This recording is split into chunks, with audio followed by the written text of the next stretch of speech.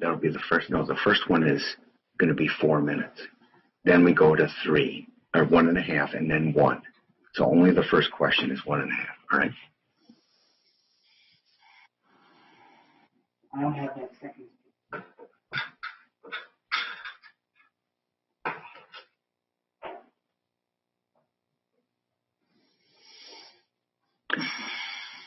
Hello and welcome to the 2020 Hudson Mayoral Community Forum. My name is Jamie Johnson. I'll be moderating tonight's event. We've adjusted the forum. You could probably tell we're not in the studio, but this is going to allow online questions only because we can't have public attendance due to the governor's safer at home order that was just recently made. So we've done a lot of adjustments in less than 1 week as the news has changed. So at this time, I'm going to introduce the candidates, give you a little bio that they each submitted, and then we're going to have them give an opening statement each. We have questions that have come in over the last week. Generally, the questions are going to be for about 1-minute answers. Candidates are free to not use that full minute if they don't want to. And if somebody feels they need to go over a minute, we're going to make that work as long as it's fair. So that's what we're trying to do here tonight. And we've kind of flipped a coin ahead of time. And first up, I'm going to introduce Mayor Rich O'Connor. Mr. O'Connor has served as mayor since 2016. Since 2010, he's been a financial advisor and owner of AdvisorNet. Moved to Hudson in 1999. He's been a member of the Minnesota House of Representatives, serving 6 terms from 1980 to 1992.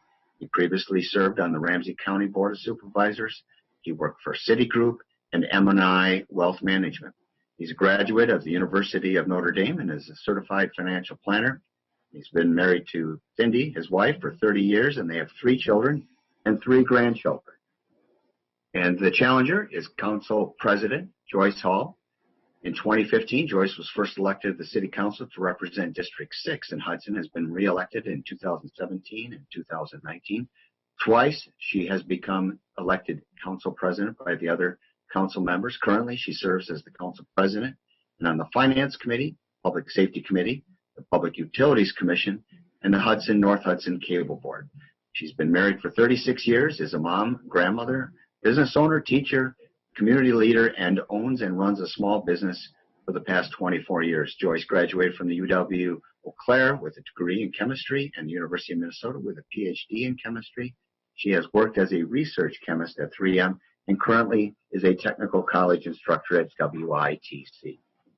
So, as I stated, first up, to make the opening statement, which will be roughly 4 minutes.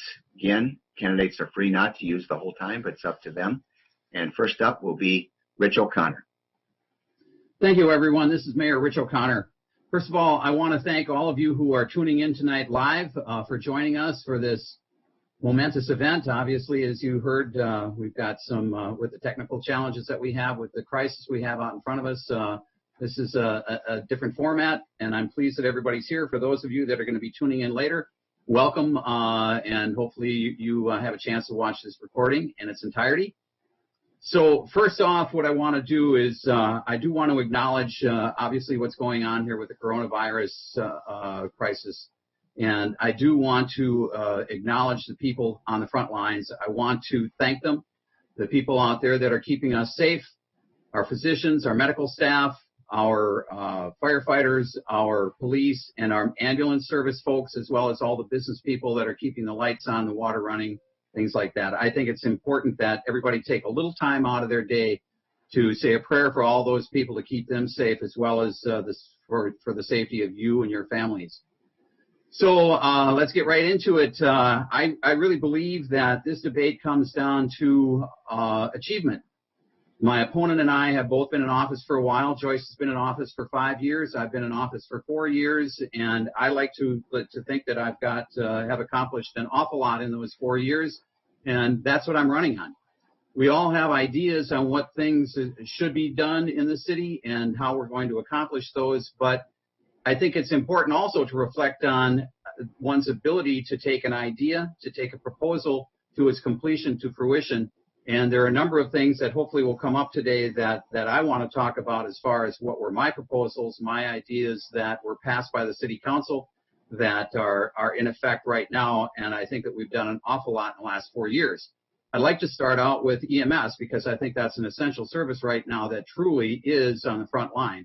I think it's important that we changed our EMS service, and we now have Lakeview. Just to give you an idea, Lakeview has 39 paramedics, and they are fully staffed. They have a great labor force. They're platooning that organization to be able to meet the needs of our cities, the communities that they serve, as well as the citizens of Hudson in particular. Contrast that with what we had. We could barely keep 4 or 5 paramedics working here, and at such a critical time, I think that is one achievement that I'm very proud of, that we have Lakeview that is right now keeping our community safe. Beyond that, I'd like to point out St. Croix Meadows again, adding a great amenity to the tax base, or keeping it in the tax base, but adding valuation. We're going to see about $200 million in valuation there. I'd like to talk about the moratorium that we put in place on annexations until we can figure out what's happening with our roadways and construction. As far as seniors are concerned, I was able to pass a proposal at the City Council getting free parking for seniors. Now, there's a long list, and we'll get into more of that later, but I think it's also important to point out that there are those that say things can't be done by one individual, and that's true. That's absolutely true. But ideas start somewhere, proposals start somewhere, and everything that we've accomplished in my term as mayor has involved the department heads, whether it's community development, public works, our water department, the library. We have had a great working relationship. All the department heads are young. All of them are fairly new. And we've got great synergy, and because of them, we have been able to get all of this work done that we're going to be talking about tonight. All right, thank you very much. Next up, Joyce, your opening statement. Okay, Rich is talking about this being a contest of accomplishments. I think it's going to be a contest of leadership, and who's going to be promoting honest, open, transparent government, and with good communication. I've got a couple of things already that I need to talk about because of what he's brought up. I noticed he took one of my talking points that I had brought up about young leaders in our community or at City Hall, and I was planning to use that at the end of my talk, and I still will. He talked about EMS. One of the things that he keeps talking about is how the response times were cut in half. The numbers do not support that information. What has happened is he's comparing two numbers that are not collected in the same fashion, two data sets. So the St. Croix EMS data was taken, so the timer started when so a call comes into the county dispatch center. The dispatch center called St. Croix EMS, and then that's when the timer would start, and then the timer would end when the ambulance got to the place that they needed to get to. Now, with Lakeview EMS, the call comes into the St. Croix County dispatcher. The dispatcher sends out some signals through some radios and through an I Am Responding app, and that gets information out to Lakeview EMS. Then the dispatch center has to call Alina. Alina then calls Lakeview EMS, and that's when the timer starts for Lakeview EMS. So during this time frame, they are already getting prepared to leave, and we don't have numbers on that can be compared apples to apples. And then the timer, of course, stops when they arrive on the scene. So let's see.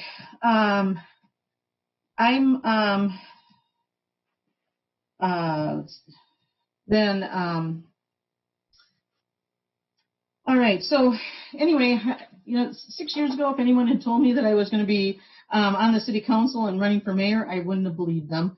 But 5 years ago, I saw a need for an alderperson who would listen to the constituents and make decisions based on the input from the public. Today, I see that same need for someone to step up and provide better leadership. There's also a need for better communication to the residents and particularly to the council members. I've had a front row seat, and I've been surprised at some of the things that I've learned, not directly from Rich, but through other means that I wasn't even aware of. So, for example, at our last forum, Rich talked about breaking ground on the stadium, and I'm all for the stadium. I'm glad to hear that, but I went, wait a minute, did I miss something? I haven't seen anything about the stadium lately with the Plan Commission, so I checked Plan Commission minutes, and I also talked to a few people and went, there's nothing going on there. So I did call Brian Zeller, who's one of the developers, and asked him, and he did confirm this, but why wasn't this sent out to the council members before being given to the information given to the public? All right, so that's your 4 minutes for your opening comment. But with the first question, since we're alternating each of the questions, first question is going to be, why are you running for the mayor of the city of Hudson? And for this question, we are going to allow 90 seconds. Joyce, you're up. Thank you. All right, so as I said, I was never expecting to run, but residents have expressed a desire for a mayor who reflects Hudson's welcoming spirit and who will listen to them and be proactive. They want to preserve the historic charm of the city and have the development be in concert with the neighborhoods rather than changing the character of the neighborhoods. I'm also particularly concerned about the lack of progress on pedestrian and bicycle safety issues near the school and then the downtown parking problems. As mayor, I will address these concerns and approach these and other problems by listening to all the stakeholders and find solutions that reflect our shared values. All right. Is that your full answer? I've still got some time, huh? Yes. All right. So I've listened to, as the Common Council president and 3 terms as alderperson, I've listened to and acted promptly to address constituents' concerns. I've gotten the city and the school district working together to begin the process of fixing safety concerns behind the high school. And as a member of the Public Utilities Commission for the last 3 years, I've successfully advocated for the expansion and overhaul of the wastewater treatment plant and the addition of well 10 to the city water system. All right, very good. Mm-hmm. Thank you. Next up, Rich, you have 90 seconds. Why are you running for re-election? Thank you, Jamie. I'm running for re-election because there are a number of things that we've started that I want to see come to completion. I think that Joyce is right. This is about leadership, and I think that with the things that we have done already in the city, I've demonstrated that leadership. I've pointed out a number of things that have passed, and let me point this out. The mayor only breaks ties. The mayor does not have a vote on the city council. I voted once that I can recall, and that was the EMS vote. I voted one time, and that was it. So I think that has a lot to do with, I think it speaks well of the leadership when we can get things passed through the council without me having to break ties. The things that need to be worked on, Carmichael Road, we've got some serious issues there. It's under pressure. And I've begun negotiations or discussions with the governor and with his staff. In fact, we had the Secretary of Transportation in Hudson talking with him about our needs on Carmichael Road, as well as the I-94 interchange that the state has said that they are going to be fixing, but has yet to set a definitive date. That was something that we brought to his attention and something that we need fixed. We've got an infrastructure problem facing us in the not too distant future. And we need to spend a lot of time on that. We have a new system called the GIS system, which is mapping every single piece of equipment that we have out there, and we've got pieces of equipment that are over 100 years old. We need to know what might be failing, where our concerns should be focused. All right.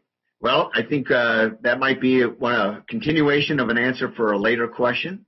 But Rich, you also get to be first up now on the next.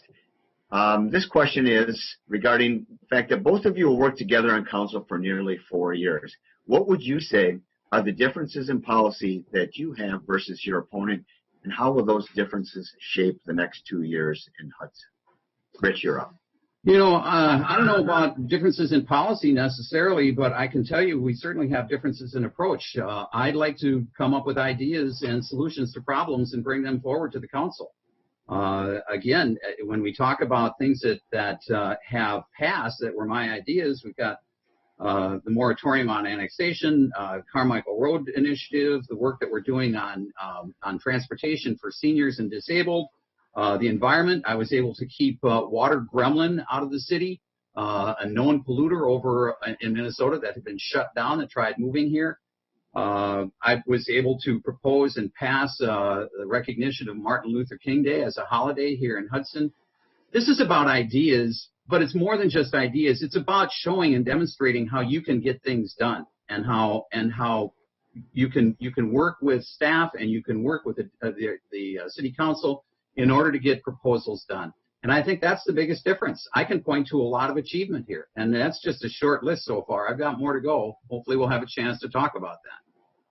All right, very good. Joyce, your opportunity, 60 seconds regarding the differences in policy between the two of you and how it might shape the next 2 years. Well, first of all, I'm going to be listening to all points of view before recommending a course of action. I will be communicating to the residents on a regular basis, so the city website, newspaper, Facebook, etc. Another area that where I didn't get information directly from the mayor, I saw on Patty Schachner's website that there was a meeting between Patty and Shannon and Rich and the transportation secretary, and I'm going, why didn't we hear about this? Why wasn't anything sent out to the council? The other thing that is a big difference is inclusion. Now, Martin Luther King Day, I think that having a holiday for the employees is a good idea. However, inclusion means 365 days a year.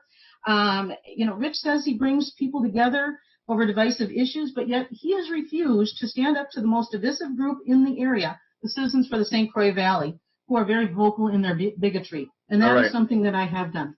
All right. Joyce, thank you for that one. Now, the next question, Joyce will be up first. Jamie? Yes.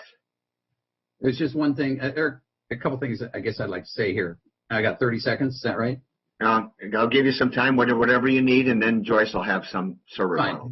I want to talk about the development piece. When we had the secretary here, information that was shared with the secretary was very privileged information that was given to us by a number of people that are trying to do development on the east side of Carmichael, and that is information that was not intended to be public. And we got permission from them to be meeting with the department secretary, and we told them that we would also need help from our legislative constituents, our senator as well as our state representative, and they gave us okay to do that, and that was it. So that's okay. That's 30 seconds of rebuttal. Joyce, any rebuttal to that point? We have closed sessions all the time where we discuss confidential information. I don't know why we couldn't have had a closed session to discuss this and bring this up so that the council members are aware of what's going on. Because it did not fit the statutory. All right. Well, this is what I was trying to avoid, was a lot of sir rebuttal and then arguing back and forth. We're never going to get through the questions. That's why we have time limits. So, all right. Next up is Joyce. And please share with us what you feel are the 3 biggest needs of our community, and then share one of your most important wants for our community.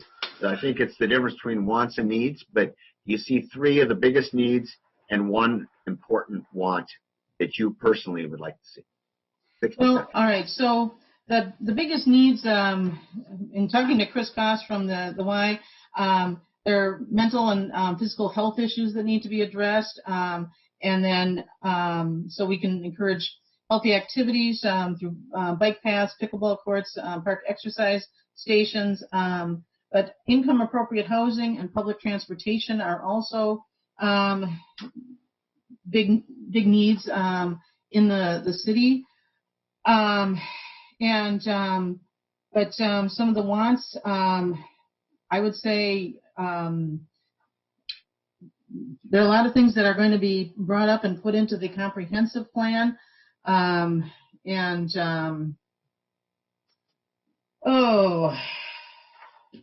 wants. It's one most important want. One most important one. I would say that consolidating public works is really important, but I think public transportation is probably the biggest thing that I think is important. Well, thank you. Point. Now, Rich, you have 60 seconds. 3 biggest needs of our community and 1 important want. I think that we need to fix Carmichael Road. As I started earlier, we need to fix Carmichael Road. We need to widen it. We need to get the state involved in fixing Interstate 94. And as I said, we have a moratorium on annexations right now, and the only way we're going to be able to lift that is if we have some type of definitive answers on funding for those projects. Also, infrastructure is, as I started to say, is going to be a huge problem facing us square in the face in the not too distant future. That needs to be addressed. I think also that we would like to have, I'm working right now with transportation for the disabled and for our senior citizens within the city of Hudson, and I want to see that come to fruition as well. I think that's a need. As far as the biggest want is concerned, I want to see the state come to the table and help us to pay for fixing Carmichael Road and the interchange at 94. That is important for us if we're going to grow and if we're going to continue to develop, especially if we're going to increase the size of or expand our industrial and business park to the east and the south. River Falls has made it quite clear that they are going to be annexing all the way up to our border, and we have to protect that. All right. So next up is Rich, and the next question is about parking. The downtown parking changes have been a challenge. Please share how you would ensure that the goodwill with the community can be restored. I think that one of the parking is obviously an issue. It's a problem, and people are concerned about it right now because it's something that's different. If I had my way, we would have free parking. It can't be done, I guess. I mean, the Chamber of Commerce is saying we don't want free parking. They're more or less driving this decision. We've had a committee that's worked on this for 2 years. They tried a new proposal. I think that could probably work, but it created ill will, as you say. So what I have proposed, and I propose that we create a utility, a parking utility, and that we have members from the citizenry as well as from the chamber and from the city council that would be in charge of a commission for parking, and they would run all of their, similar to our water utility. This actually was on the agenda at the council meeting on Monday night, and it was voted to be sent to the Public Safety Committee, and the Public Safety Chair, in fact, wanted to vote on it and send it out from council on Monday night, but instead it got sent to committee instead of getting any action done. Okay. So now, thank you. Your 60 seconds is up. And Joyce, same question regarding parking. Okay, I think we need to take a step back and ask what the goals are that we're trying to accomplish with the parking. We want to attract shoppers and diners downtown to support our local businesses. One of the issues that we've got is that there are people who do not like this new parking system and aren't planning to go downtown. And I think we need to be aware of that and look at some things such as a shuttle to get people around. But we also need to do something with this. The proposal that Rich sent, well, first of all, the parking already was a utility. That was already in the ordinance. So what he was proposing was a commission that would handle the utility. This had not even been discussed among the council members at all, except to say, yeah, we need to formalize this committee that has been working together informally so that they would have open meetings and follow open meeting laws. Okay. So this needed to be vetted before being. All right. Well, your 60 seconds is up. But you're up next for the next question, which is, why are you the best candidate to lead Hudson for the next 2 years?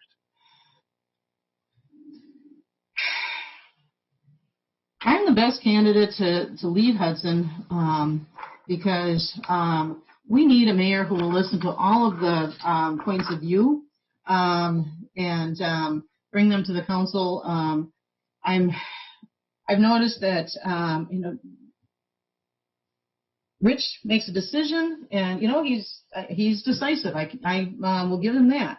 But he makes a decision, and then he won't change depending on how what the citizens have asked about. So, for example, when we were talking about the Atwood property, he really wanted main floor retail in those apartment buildings, even after the residents said, no, I don't want them. So I will listen very carefully to the residents, and I will act on their concerns and put that into my plans. All right. Thank you for complying with the time limit there. And Rich, you're up next. Same question. Why are you the best candidate for the next 2 years?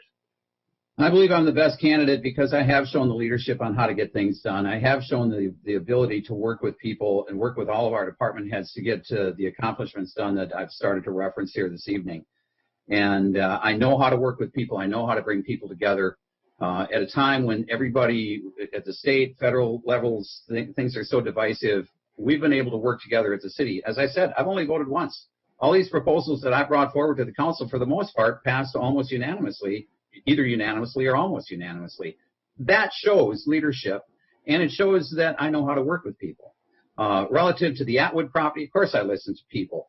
And yes, I did promote, I think, for the life of that structure at that corner, that I think retail at the bottom floor would have made a lot more sense. But if you recall, Joyce, that went back to the Plan Commission, and the proposal that you see that passed for Atwood property came out of the Plan Commission that I chair.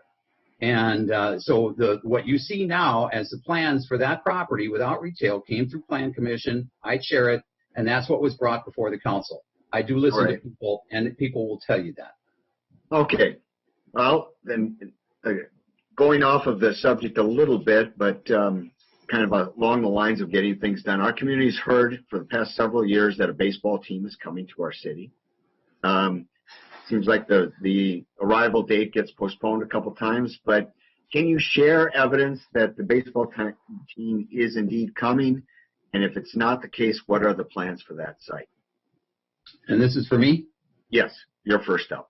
What I can share with you is that the developer has told me that he is assuring us that we will have baseball. He had assured us that we would have baseball in 2021 and that a groundbreaking was going to be happening soon.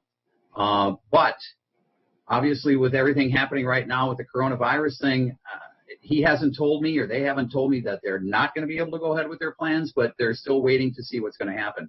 Obviously, Major League Baseball right now is talking about the World Series over Christmas time. So if they're going to be doing that, I would say it's probably likely that we're not going to see baseball in 2021 if this crisis is prolonged. But that doesn't stop the assurance that baseball will be coming here to Hudson. Okay. No other backup plans then? For baseball? Yeah. Well, it's the developers. I mean, it's their idea. We didn't contract with anybody for baseball. That wasn't what the whole point of the project out there. It was to find a developer. The developer came in and said, this is what we would like to do. And the biggest piece of what they wanted to do is what we're seeing out there right now with Phillips Metasize. That was the biggest part of the proposal. Baseball was just kind of a nice little niche that they could fill over in that corner of the development.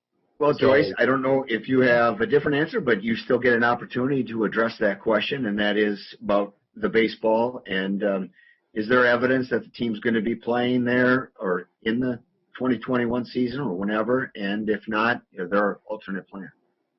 Well, like I said before, that was news to me when we were at the previous forum, and I was surprised that Rich was promising baseball. And I talked to the developer and asked, do you have financing? And he assured me that yes, they have financing. So I'm supportive of baseball. I think that it's a great addition to the city, and I hope that after this crisis is over, that they will be able to break ground. All right.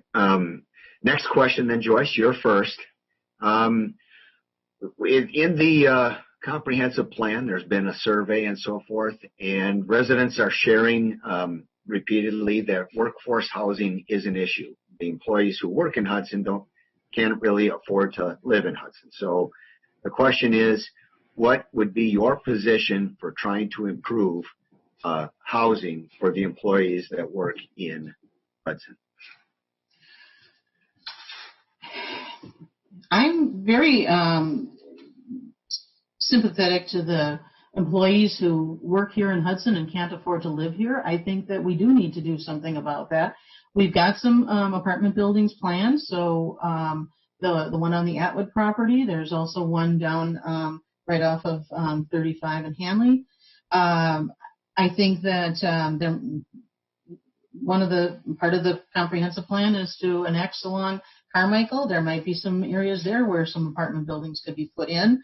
There are other ways of providing affordable housing. There may be some grants available that might be able to help with that. But our as teachers, our police officers, our other city employees, I want them to be living here and be a complete part of the community rather than just just coming in and working and then leaving after work. I think that they do too. A lot of them do as well. So I am very much willing to help them. All right. Thank you, Joyce. And Mayor O'Connor, your response to the same issue, and that is being able to improve potential workforce housing within the city limits. One of the toughest things that I faced as mayor is sitting down in contract negotiations with our police officers. Not because they're tough at all. No, I love working with them and they do a great job. But listening to what they have to say about wanting to work or live rather where they work, in talking with Nicolette, the superintendent, telling me that their teachers and their staff can't afford to live in Hudson. I understand that, and those are tough discussions, and we definitely want our people that work here in the city to be able to live here if that's what they choose to do. Through no fault of our own, the property values are going up. People want to live here. It's a great place to live, and we have to come to grips with that. Unfortunately, we're geography bound right now. The only way we're going to get any type of workforce housing is going to be through further annexations and talking to landowners, property owners that want to be annexed, that are willing to do that type of housing. So, all right. Well, we might be having a question about annexations. You might be able to finish that part of the answer then, unless you want to take it, and then I can give some more time to Joyce. No, I can wait. Okay. So because you were second on that question, now you're first on the next question. That is your vision for implementation of the new waterfront plan that's been under study by the council and administration for several years. So if you can do that in 60 seconds, I know something you've talked about before, but why don't you go for actual implementation? We've seen a lot of work about the TIF districts and the background stuff, but actual implementation of that waterfront. The Lakefront Park ideas, by the way, those were my proposals, was to do something with Lakefront Park. We need to do something to attract more people here and to get people from the river into our river town. But implementation, so you've seen what's happened with River City Center and a little bit farther up the road with Valley Cartage. I believe Valley Cartage was the first one to take advantage of the tax increment finance district. River City Center was the second developer owner to take advantage of the tax increment finance district. You're seeing those things right now. The next thing that you're going to see is an elevation of the boat launch because of the new normal, which appears to be higher water. And we need to be able to get boats out into the river to help our citizens here in Hudson to enjoy one of the best resources they could possibly have, that being, of course, the St. Croix River. Right now, over the last 3 years, our boat launch has been shut down about 50% of the time. So the next thing you're going to see, and we're talking about grants already, we're applying for grants, you're going to see that elevated probably 2.5, 3 feet. And we'll be able to accommodate that. We'll have a boat washing facility, and you'll see something happening with the building down there, the garage, what has been used as a garage, which is the oldest building in Hudson.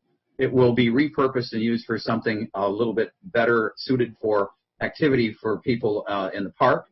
And then we'll be moving forward north in the park and getting up toward the dike. And I would like to see what I call a boardwalk that would accommodate about 700-800 feet of it, that would accommodate tie-alongs for boats coming from the river that would be able then to come in and enjoy the amenities that we have to offer here in Hudson. And all right. You went over, so I'm going to give it, Joyce, if you want up to 75 seconds, you got it. Okay. Well, first of all, Lakefront Park. I voted for the improvements on the boat launch. I think that that is an important part of our resources. I want to keep Lakefront Park an attractive place, a place for people to recharge and enjoy nature. Buckeye Garage.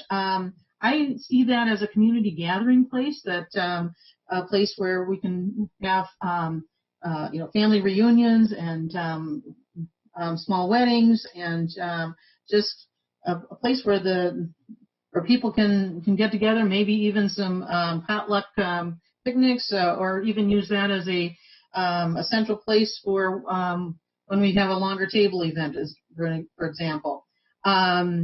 I think that also improvements to the pier. I think it would be nice to be able to have some vendors out there in order to attract people to that and have it more of an attraction, just where people can gather and enjoy the beauty of the river and the lakefront. All right, I'm about to ask a question. Joyce, you're up first for this, okay. But I will guarantee this was not a question I asked when we first interviewed you for the cable TV interviews. And that is, what would be your plan as city leader to help the business community come back once restrictions have been lifted from COVID-19 and the Safer at Home order? Ooh, helping the business community come back.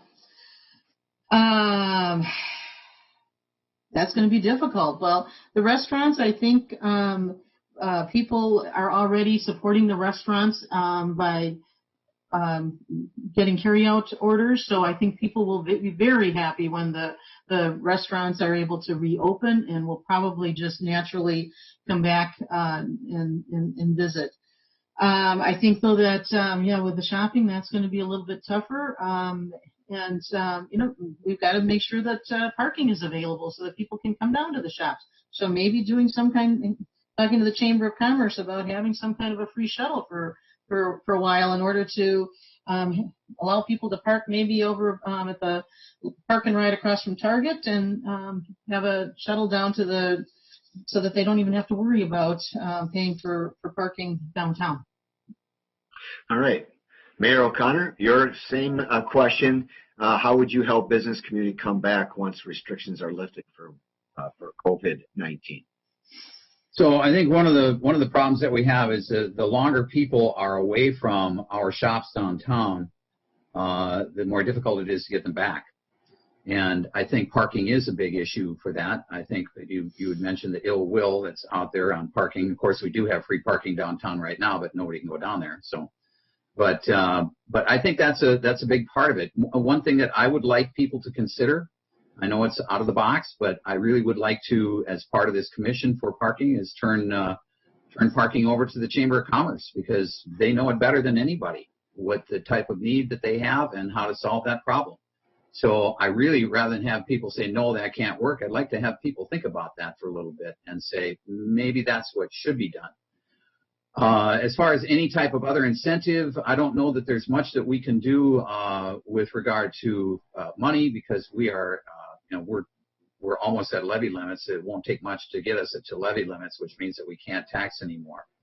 I think a big part of getting people into the city, again, getting them in from the river, I think that is critical. We need to get people in from the river to help our businesses downtown. All right. Next up, you mentioned it earlier. I told you that there might be an annexation question. So you mentioned before that you supported the moratorium on annexation, but overall, do you support annexation for the city of Hudson? 60 seconds. So yes, absolutely. And I supported, well, in fact, I proposed the moratorium because we need to know that Carmichael and the I-94 interchange are going to be fixed before we can annex. People need to just stop and consider this. If we're going to annex property in the future, it's either going to be east or south. We can't go west, we can't go north, and it's either east and or south. And Carmichael Road has been mentioned that it's part of the comprehensive plan and has been for some time that would be annexed. Every annexation that we've done over the last couple of years has been part of our comprehensive plan. There are a number of entities out there, properties that are part of the comprehensive plan that we have put on hold for annexation because they do impact Carmichael and I-94. We need to expand our business park. As I said, River Falls has made it very clear they are going to be coming north, and they have said that they will come all the way to our southern border. And we need to protect that border. And I think that the best way to do that is to expand our business park, which would expand our tax base that can keep our property owners' taxes down in the meantime. So I am pushing hard to try to get property bought, to expand the business park down south and east, and I would absolutely support annexation, at least for that purpose. All right, Joyce, same question. Are you supportive of annexation for the city of Hudson?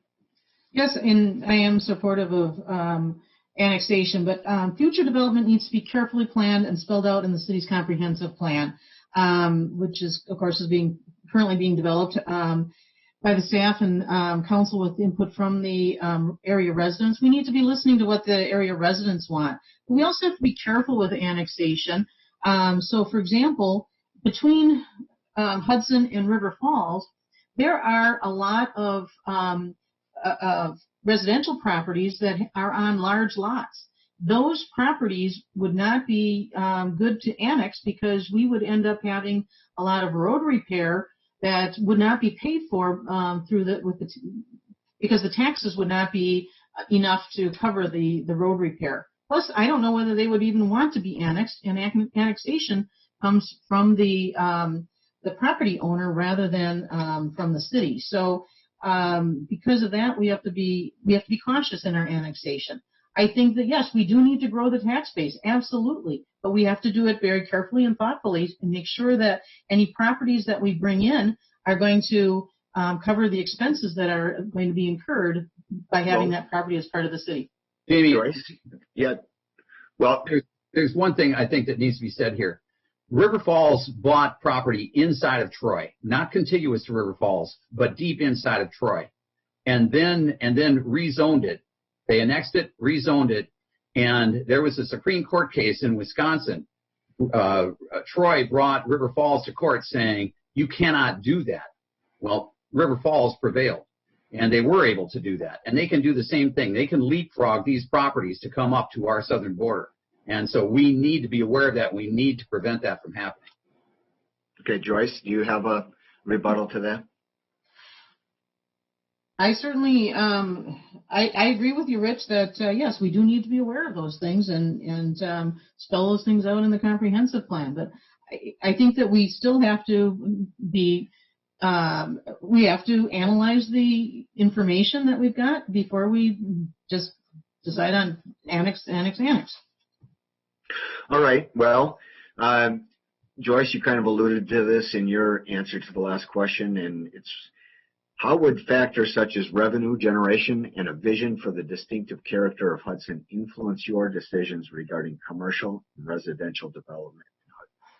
Kind of a comprehensive plan question, but with the focus of specifically revenue generation and the vision for distinctive character of Hudson.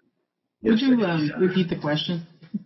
How would factors such as revenue generation and a vision for the distinctive character of Hudson influence your decisions regarding commercial and residential development in Hudson? Yes, you are right. I did allude to that.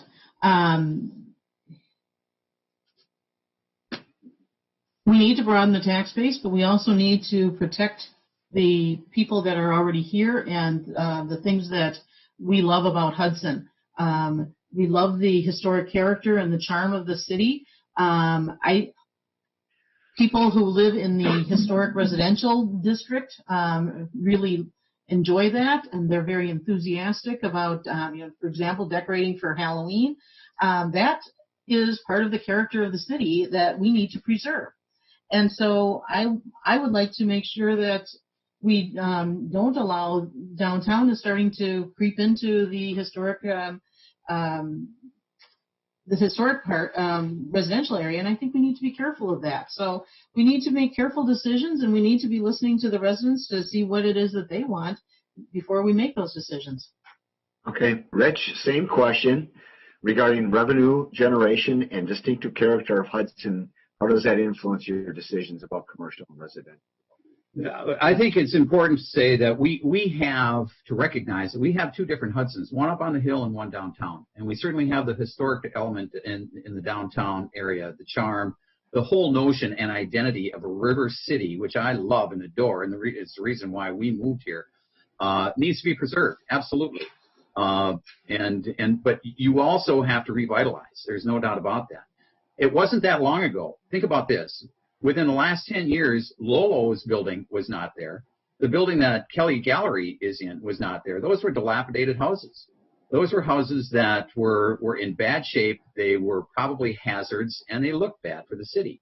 It wasn't that long ago that up in the northern part of the city, we had an adult bookstore here, and everything that went along with that, and that is now Mallory's. So, I mean, there are things that change but can still maintain the historic charm, but really needed to change. And there are probably a few more like that downtown. Revenue generation is going to be probably up on the hill. That's what I was saying, to be able to expand the business park. So revenue generation as well as preserving the historic charm of the city are absolutely forefront in all the decisions that are made. All right. Slightly different, but it does talk about that downtown development. And there's been some high-end new building ventures that evidently, some are saying, haven't attracted interest or buyers. And whether that's a failure or not, that's maybe a judgment call. But is there a management plan that would be utilized to reflect greater community needs and assessment of market comparisons to avoid maybe that case? I think that they were alluding to the downtown condos. But, Rich, you're up first, so you get to go on. That was a long question, Jamie. So if I understand this right, we're saying that there was development that happened that is high-end, I presume, so high-priced, that has not attracted people, that we have vacancies down there with these developments? Is that what's being... I guess I don't know. If you know what they're referring to, that's fine, but this person that submitted evidently, was looking at the cost of the city. I don't know if they're specifically alluding to the TIF district. What? Right. Well, first of all, I don't know of any project down there that has taken advantage of TIF that hasn't attracted the clientele that they're looking for. So I've got a I'm at a loss, Jamie. I apologize, but I'm not exactly sure what the question is here. Maybe what they're referring to is some of the plans about potentially turning the fire station into a parking ramp or something. Oh, well, I mean, I could talk about that. We don't have anything specific about the fire station yet. In fact, we put off the RFP until the end of July so that we had better data coming in from our new parking system as to if it was doing anything to mitigate some of the parking needs that we have downtown. So, but behind there, the Williams lot that's the surface lot, and we do have developers that have bought up some property down there that do want to start a project that would include that lot as part of a parking ramp and turn some parking over to the city, twice, in fact, what the number of stalls are that we have currently. And then provide parking for their project. But we haven't actually seen any plans for that yet, any definitive plans. They're talking about potentially a boutique hotel. They're talking about perhaps apartments, market rate apartments, and that would incorporate the land back there for parking. So if that's... Thanks, Rich. I know it was a little bit of a clumsy question. I did my best with it. It was long, and it was kind of multiple questions into one. Joyce, see if you might have some insight what the questioner might be thinking about. But I want to also remind you there was a second part to that, was that talking about utilizing greater community market comparisons and community needs surveys maybe to avoid whatever perceived problem is. So you tell me, do you see a problem, Joyce, and would you approach it differently than it's been approached up to this point? I think it all comes down to the comprehensive plan and making sure that people are have input into the comprehensive plan for downtown living.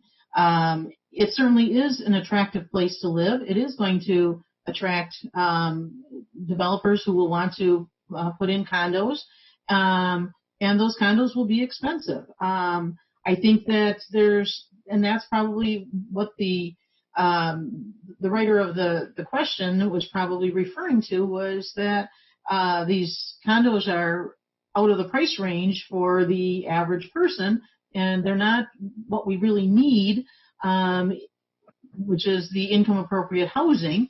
So I think that it comes down to making sure that we do get income appropriate housing in different places, and making sure that that there are some affordable places in the downtown area as well. All right. Well, thank you. Just as kind of an update, we got about 7-8 minutes left, and so Okay. and we are supposed to give each of you a 3 to 4 minute closing. And I'm going to try and squeeze in 2 more questions before we get to that closing, and I'm just going to shorten the closing to 3 minutes. So, with Joyce, you're up first. In this campaign, both candidates have identified themselves as fiscal conservatives. Could you please describe or give examples of actions or initiatives that you've taken that would support that claim of fiscal conservatism, specifically looking at the last 2-year period? Well, first of all, I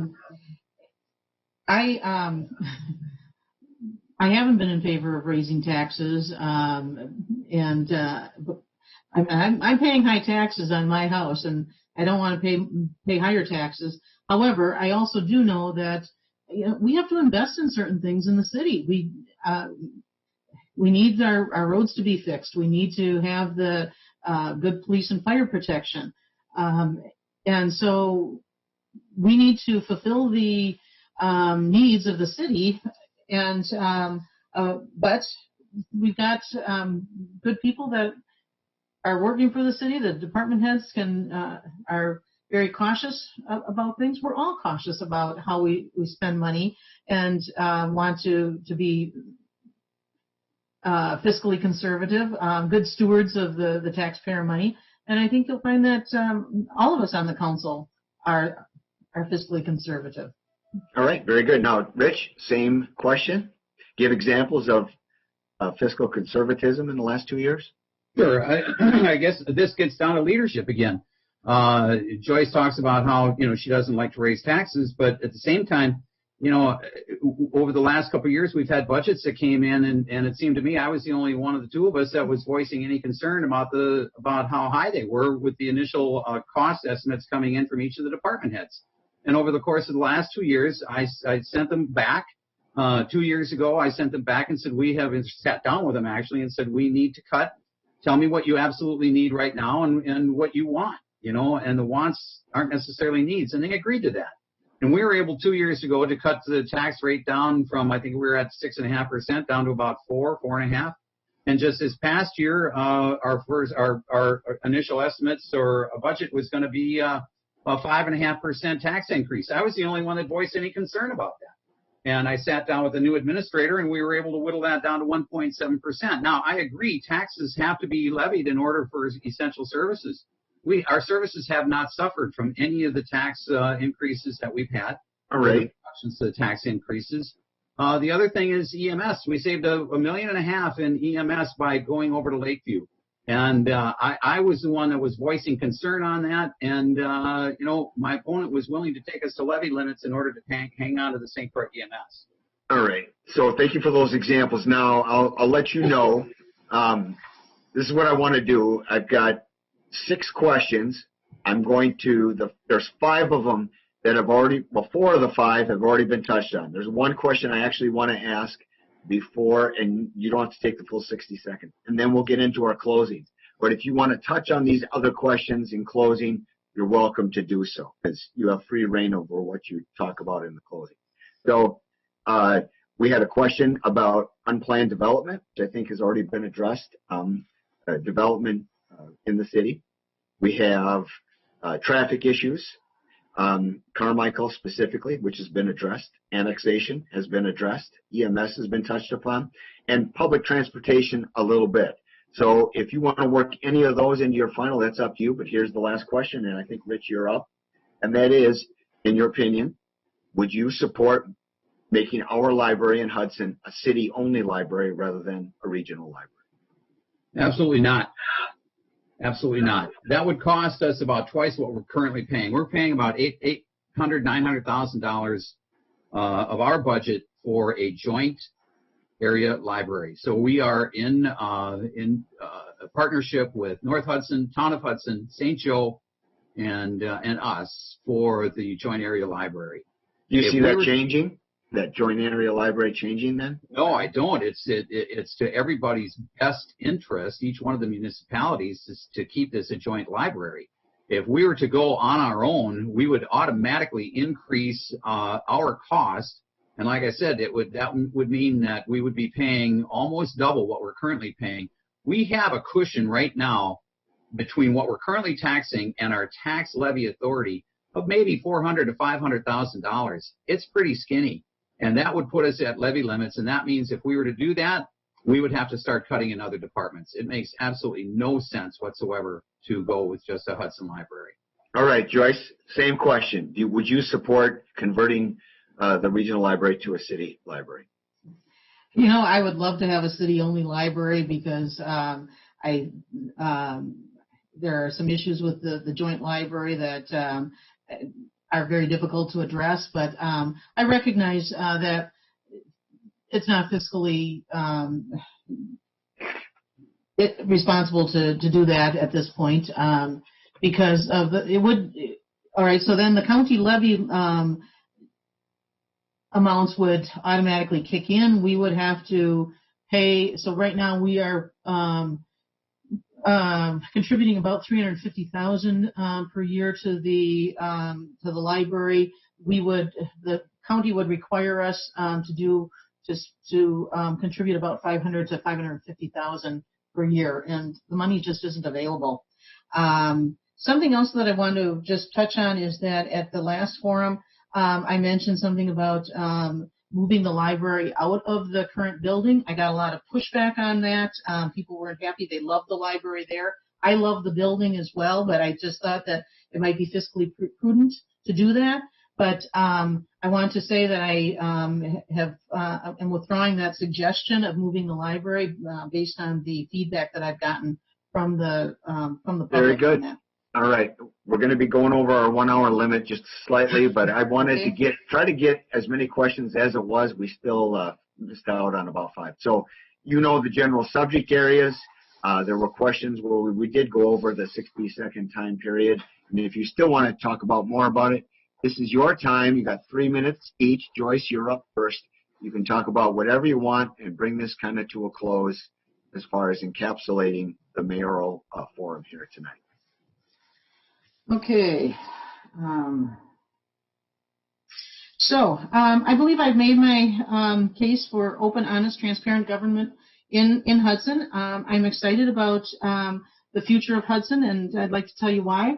I've been on the council for almost 5 years. I've watched the city going through a lot of change, and the big changes that most people don't realize is the retirements that we've seen at all levels in the city. And we've lost the employees that have amazing institutional knowledge. That's particularly significant at the department head level. All of our department heads have turned over except one who was hired shortly before I was elected. These employees needed some time to learn their new jobs and the city, so some projects have had some expected delays.